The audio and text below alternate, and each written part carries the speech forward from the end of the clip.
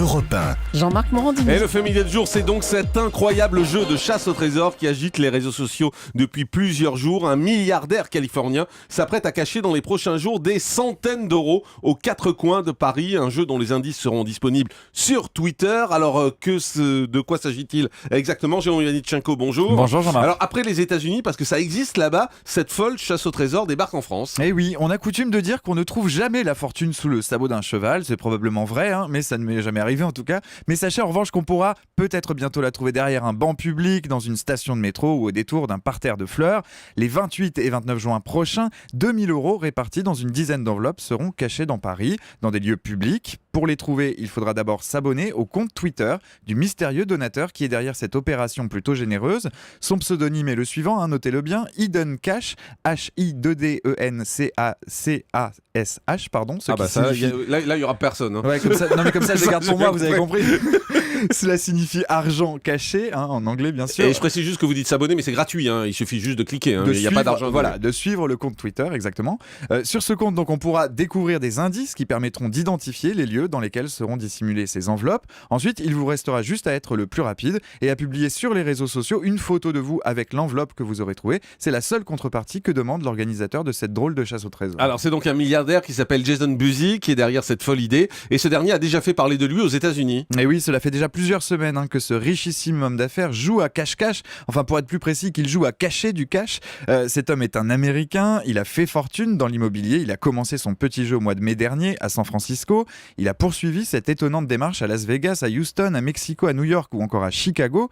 Son initiative a été popularisée très rapidement sur les réseaux sociaux, son compte Twitter compte plus de 600 000 abonnés.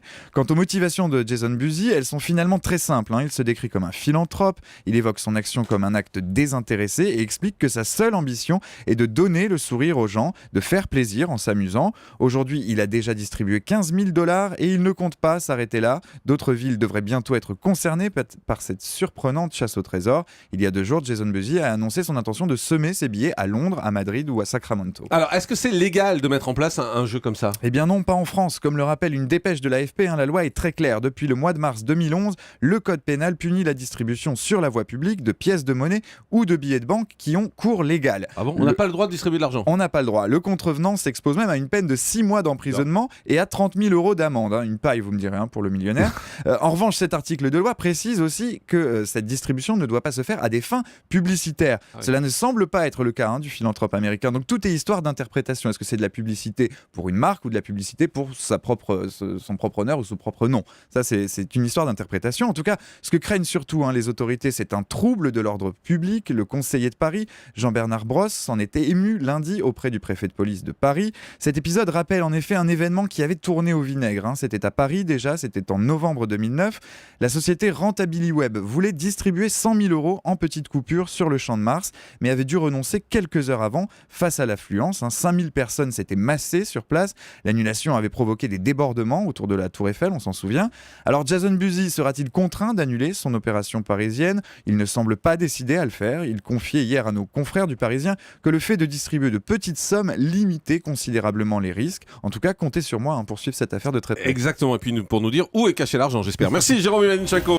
Le grand direct des médias, Jean-Marc Morandini.